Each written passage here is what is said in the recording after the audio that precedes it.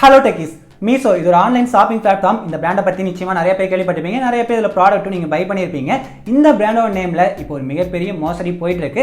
ரீசெண்டாக ஒரு வாரத்துக்கு முன்னாடி இந்த மீஷோ பிளாட்ஃபார்மில் என்னோட சிஸ்டர் ஒரு சில ட்ரெஸ் எல்லாம் பை பண்ணியிருக்காங்க. பை பண்ண ஒரு 2-3 நாளையே வீட்டுக்கு அந்த ப்ராடக்ட்லாம் வந்துச்சு. வீட்டுக்கு ப்ராடக்ட் வந்த ஒரு வாரத்துக்குள்ளேயே கொல்கத்தாவிலிருந்து ஒரு லெட்டர் வந்துச்சு. அந்த லெட்டர் ஒரு சைடு ஃபுல்லாக இந்த மாதிரி இந்தியில் கொடுத்துருந்தாங்க, அனதர் சைடு இங்கிலீஷில் கொடுத்துருந்தாங்க. அதுவும் ப்ரொஃபஷனலாக மீஷோ லோகோ போட்டு ஒரு பார்கோட் போட்டு ரெஃபரன்ஸ் நம்பர் எல்லாமே அதில் கொடுத்துருந்தாங்க.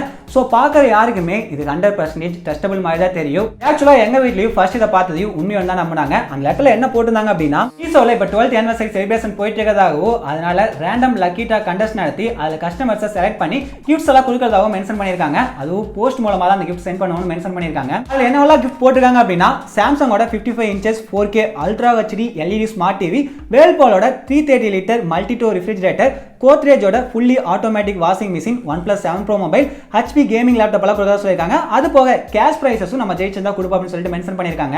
அதுல நம்ம என்ன வின் பண்ணிருக்கோம் அப்படின்னு தெரிஞ்சுக்கணும்னா, இது கூட ஒரு ஸ்கிராட்ச் கார்டு சென்ட் பண்ணியிருக்காங்களாமா. அதை ஸ்கிராட்ச் பண்ணோம்னா அது ஒரு 6 digit கூப்பன் கோட் இருக்குமாமா.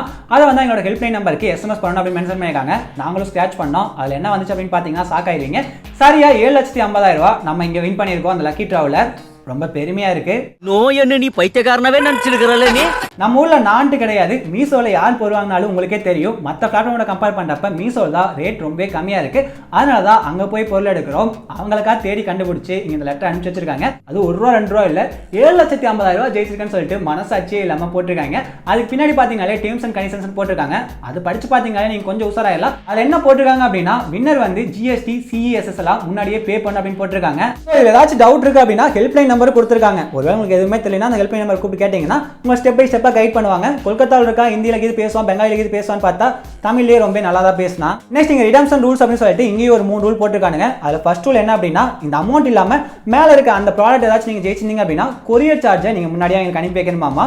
இவ்வளவு பெரிய கிஃப்டே சென்ட் பண்றானுங்க, கொரியர் சார்ஜ் எதுக்கு நம்ம தேவையில்லாம கேட்கறானேன்னு தெரியல. கேஷ் பிரைஸா இருந்தா டைரக்ட் நம்ம பேங்க் அக்கௌண்ட்டுக்கு அந்த பணத்தை அப்படியே கட்டி விட்டுருவாங்களாமா. என்ன சார்ஜஸ், அதுக்கப்புறம் கவர்மெண்ட் டாக்ஸஸ் நம்ம அட்வான்ஸா பே பண்ணணுமாமா. எந்த காரணத்தை கொண்டு நமக்கு அனுப்புவாங்கல்ல அந்த 7 லட்ச ரூபாய் பணம், அதுல இருந்து ₹1 கூட குறைக்க மாட்டாங்களாமா. அதனாலதான் இதை நம்ம தனியா வாங்கிட்டு அதை நமக்கு ஃபுல்லா அனுப்புறாங்களாமா. இங்க பக்காவா நாங்க மென்ஷன் பண்ணி வச்சிருக்காங்க. ஆக்சுவலா இந்த அமௌண்ட்டை பார்த்ததுமே நாங்க கன்ஃபார்ம் பண்ணிட்டோம், இது கம்ப்ளீட்டா ஃபேக் தான் அப்படின்னு சொல்லிட்டு. ஏன்னா எந்த ஒரு கம்பெனியும் 7 லட்சம் எல்லாம் யாருக்கும் கிஃப்டா தர மாட்டாங்க. சரி இங்க என்னதான் பண்றாங்க அப்படின்னு சொல்லிட்டு இதை ப்ரொசீட் பண்ணி பார்க்கலாம் அப்படின்னு சொல்லிட்டு இந்த ஹெல்ப்லைன் நம்பருக்கு நாங்க கான்டாக்ட் பண்ணோம். ஆக்சுவலா இந்த லெட்டர் எங்க ஈவினிங் தான் கைக்கு வந்துச்சு. நாங்க நைட் கான்டாக்ட் பண்ணதுக்கு நைட் டைம் ஆயிடுச்சு, பேங்க் இப்போ ஓப்பன்ல இருக்காது, நீங்க மார்னிங் கான்டாக்ட் பண்ணுங்க அப்படின்னு சொன்னாங்க. நாங்க மார்னிங் கான்டாக்ட் பண்ணல, அப்படியே மறந்துட்டோம். பட் மார்னிங் 8 o'clock அந்த நம்பர்ல இருந்து திரும்ப எங்க நம்பருக்கு கால் வந்துச்சு. 8 மணிக்கு நாங்க ஆஃபீஸ் ஓபன் பண்ணிட்டோம், நீங்க டீடைல்ஸ் எல்லாம் சென்ட் பண்ணுங்கன்னு சொன்னாங்க. சனிக்கிழமை அதுவும் காலங்காத்தால 8 மணிக்கு எந்த கம்பெனி எவன் ஆஃபீஸ் ஓபன் பண்ணான்னு சத்தியமா எனக்கு தெரியல. அவன் எடுத்ததுமே பேங்க் அக்கௌண்ட் டீடைல்ஸ் தான் கேட்டான். பேங்க் அக்கௌண்ட் டீடைல்ஸ் நம்ம பிரைமரியா யூஸ் பண்ணிட்டு இருக்கா, அமௌண்ட் இருக்க பேங்க் அக்கௌண்ட் டீடைல்ஸ் எல்லாம் கொடுக்காம வீட்டில் யாராச்சும் ஒருத்தர் நேம்ல சும்மா யூஸ் பண்ணாம டம்மியா ₹100 பேலன்ஸ் ஒரு பேங்க் அக்கௌண்ட் இருக்குல்ல, அந்த அக்கௌண்ட் டீடைல்ஸ் அவனுக்கு சென்ட் பண்ணோம். அவன் வந்து என்ன சொன்னா, 10 மணிக்கு தான் நாங்க பேங்க் ஓபன் பண்ணுவோம், பேங்க் ஓபன் பண்ணதுமே உங்களுக்கு அமௌண்ட் ட்ரான்ஸ்ஃபர் பண்ணி அப்படின்னு சொன்னா. திரும்ப ஒரு 10:30 காட்ட நாங்கள் கால் அடிச்சு கேட்டதுக்கு ப்ராசஸ் ஆகிட்டு இருக்கு, இன்னொரு ½ hourல ப்ராசஸ் ஆயிடும் அப்படின்னு சொல்லிட்டு 11 மணி காட்ட ஒரு மெசேஜ் எங்களுக்கு அனுப்புனா. அதில் என்ன போட்டிருந்தது அப்படின்னா, எக்ஸாக்டா பேங்க்ல இருந்து நமக்கு ஒரு மெசேஜ் வரும்ல, ஃபர்ஸ்ட் XXX போட்டு நம்மளோட அக்கௌண்ட் நம்பர் கடைசி 2-3 ரகமாய் போட்டு இவ்வளோ பேலன்ஸ் வந்து கிரெடிட் ஆயிருக்கு அப்படின்னு சொல்லிட்டு, அதே மாதிரி அந்த நம்பர் எல்லாமே கரெக்டாக போட்டு நம்ம நாங்கள் வாங்க அக்கௌண்ட் டீடைல்ஸ் எல்லாமே கரெக்டாக போட்டு பேங்க்ல இருந்து வந்த மாதிரியே ஒரு மெசேஜ் நமக்கு ஃபார்வர்ட் பண்றான். அதில் 7 லட்ச ரூபா நமக்கு கிரெடிட் ஆகும் அப்படின்னு போட்டிருக்காங்க. பட் அந்த மெசேஜ் என்ன வந்தது அப்படின்னா, அதுக்கு முன்னாடி ஒரு 7,500 ரூபா டாக்ஸ் நீங்க பே பண்ணணும், 1% நீங்க பே பண்ணணும்னு சொல்லிட்டு மென்ஷன் பண்ணியிருந்தாங்க. உடனே அவனை கூப்பிட்டு 7,500 பெரிய அமௌண்ட் கிடையாது, நீ 7 லட்சத்தை எனக்கு கட்டி விடு, நான் உனக்கு 20,000 திரும்ப கொடுக்குறேன் அப்படின்னு சொன்னதுக்கு அவன் முடியாது, நீங்க 7,500 கட்டினா மட்டும்தான் இந்த அமௌண்ட் உங்களால வெளியே எடுக்க முடியும் அப்படின்னு சொல்லிட்டான். இல்ல பரவாயில்ல, நான் உனக்கு 1 லட்சமே கொடுத்தாரேன், நீ ஃபர்ஸ்ட் எனக்கு 7 லட்சத்தை போட்டு அப்படின்னு சொன்னா அவன் முடியவே முடியாதுன்னு சொல்லிட்டான். இங்க ஆக்சுவலா இவனுக்கு என்ன பண்ணானுங்க அப்படின்னா, நீங்க சதுரங்க வேட்டை படம் பார்த்திருந்தீங்கன்னா தெரியும், ஒருத்தர் ஏமாத்தணும் அப்படின்னா ஃபர்ஸ்ட் அவங்களோட ஆசையை தூண்டி விடணும், அதுதான் எங்க மெயின் டார்கெட். இப்போ நம்ம ஏமாத்தணும் அப்படின்னா சும்மா ஒரு 7,000 கொடுக்குற 10,000 கொடுக்குற அப்படின்னு சொன்னா நம்ம யாருமே ஏமாற மாட்டோம். இதுவே 7 லட்சம் கொடுக்குற 10 லட்சம் கொடுக்குற அப்படின்னு சொன்னா நிச்சயமா எல்லாத்துக்கும் ஒரு ஆசை வரதான் செய்யும். அதனால எஜுகேட்டட் பீப்புளா இருந்தாலும் சரி, படிக்காத ஆளா இருந்தாலும் சரி, அவ்வளோ அமௌண்ட் அப்படிங்கிறப்ப சரி ட்ரை பண்ணி பார்க்கலாமே அப்படிங்கிற தாட் வந்துடும். அதான் 7 லட்சம் வருதுல, 7,500 தானே கொடுக்க போற, ஒரு சின்ன ரிஸ்க் எடுக்கலாமே அப்படின்னு சொல்லிட்டு தான் ரிஸ்க் எடுப்போம். அப்புறம் நானா யாரையும் தேடி போய் ஏமாத்தல, ஏமாற தயாரா இருந்தவங்களுக்கு ஒரு வாய்ப்பு கொடுத்தேன். இந்த மாதிரி ஒரு 100 பேருக்கு அனுப்புனா அதுல 10 பேர் இவனுக்கு நம்பி 7,500 ரூபாய் கொடுத்தா இவங்கள்ட்ட எவ்வளவு காசு போகும்னு பாருங்க. எத்தனை பேர்த்தை ஏமாத்தி இந்த மாதிரி அமௌண்ட் எடுத்துருப்பாங்கன்னு பாருங்க. நம்மளே கடைக்கு போய் துணி எடுக்க காசு கம்மியா இருக்குன்னு சொல்லிட்டு தான் ஆன்லைன்ல அதுவும் கம்மியா விற்கிற மீஷோல போய் துணியை வாங்கிட்டு இருக்கோம். நம்ம கிட்ட போய் காசை போடுங்க பிளான் போட்டுருக்கானுங்க. உங்ககிட்ட ஏமாந்தவங்களை நினைச்சு பாத்தியா? எத்தனை பேர் ஏமாந்துருப்பாங்க. கோழி மேல பரிதாபப்பட்டா 65 சாப்பிட முடியாது. மாதிரி டைம்ல நீங்க மொத்தமா 2 விஷயம் நோட் பண்ணணும். ஃபர்ஸ்ட், இந்த மாதிரி எதுவுமே எந்த ஒரு கம்பெனியுமே ஆஃபர் பண்ண மாட்டாங்க. அப்படியே கிஃப்ட் கொடுத்தாலும் ஏதாச்சும் ஒரு கிஃப்டா சென்ட் பண்ணுவாங்க. அதோட வேல்யூ ரொம்ப ரொம்ப கம்மியா 50 ரூபா 100 ரூபா அப்படின்னு தான் இருக்கும். அமௌண்ட் அப்படின்னு சொல்லிட்டு எந்த ஒரு கம்பெனியுமே ஆஃபர் பண்ணது கிடையாது. அது போக உங்களுக்கு இன்னமும் டவுட்டா இருக்கு, எல்லாமே ப்ரொஃபஷனலா இருக்கு, ஒருவேளை அமௌண்ட் வரக்கு சான்ஸ் இருக்கு அப்படின்னு தோணுச்சுன்னா டைரக்டா கூகுள்ல போய் ஆஃபீஸில் அந்த கம்பெனியோட கஸ்டமர் கேர் நம்பர் எடுத்து அந்த கம்பெனிக்கே கான்டாக்ட் பண்ணுங்க. இந்த மாதிரி லக்கி ட்ரா போயிட்டு இருக்கா, இந்த மாதிரி 12th anniversary ஏதாச்சும் போயிட்டு இருக்கா, ஏதாச்சும் கான்டெஸ்ட் ரன் பண்ணீங்களா அப்படின்னு கேளுங்க. நாங்களும் ஃபோன் பண்ணி கேட்டோம். அந்த மாதிரி எதுவும் இல்லைன்னு அவங்களே சொல்லிடுவாங்க.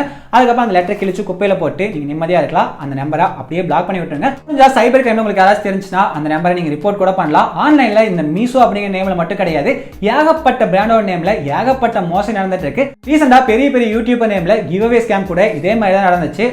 ஏதாச்சும் ஒரு பேரை வச்சு உங்களுக்கு பெரிய அமௌண்ட் நீங்க வின் பண்ணிருக்கீங்க, உங்களுக்கு பெருசா நான் கிஃப்ட் கொடுக்க போறோம், பட் அதை வாங்குறதுக்கு முன்னாடி நீங்க இவ்வளவு அமௌண்ட் பே பண்ணுங்க, அவ்வளவு அமௌண்ட் பே பண்ணுங்கன்னு சொன்னாங்கன்னா அது ஃப்ராட்னு உடனே தெரிஞ்சுக்கங்க. ஆக்சுவலா அவ எப்படி பேசினா அப்படின்னா, மீஷோ ஆஃபீஸ்ல இருக்க ஒருத்தர், கொல்கத்தாவில் இருக்க ஒருத்தர் தமிழ் கொஞ்சம் தெரிஞ்சு தமிழ் பேச ட்ரை பண்ணா எப்படி பேசுவானோ அதே மாதிரி தான் பேசினா உங்களுக்கு பார்க்கறதுக்கு கேட்கறதுக்கு அவன் வச்சிருக்க லோகோ அந்த வாட்ஸ்அப் கனெக்ட் எல்லாமே ப்ரொஃபஷனல் மாதிரி தான் தெரியும். அதுக்காக அன்லெஸ் 7500 ரூபா இல்ல 7 ரூபா கூட அவனுக்கு அனுப்பிடாதீங்க. எந்த ஒரு கிஃப்ட் வந்திருக்குன்னு சொன்னாலும். இந்த மாதிரி ஏதாவது ஸ்கேம்ல நீங்க ரீசெண்டா அமௌண்ட் லாஸ் பண்ணியிருந்தா உங்களோட எக்ஸ்பீரியன்ஸை மறக்காம கீழே போய் கமெண்ட் சொல்லுங்க. நிச்சயமா உங்களோட அந்த எக்ஸ்பீரியன்ஸ் நிறைய பேருக்கு ஹெல்ப்ஃபுல்லா இருக்கும். நிறைய பேர் அந்த மாதிரி ஸ்கேம்ல இருந்தாலும் கொஞ்சம் தள்ளி இருப்பாங்க. ஸோ முடிஞ்ச அளவுக்கு இந்த மாதிரி ஸ்கேம் எல்லாம் மாட்டிக்காதீங்க.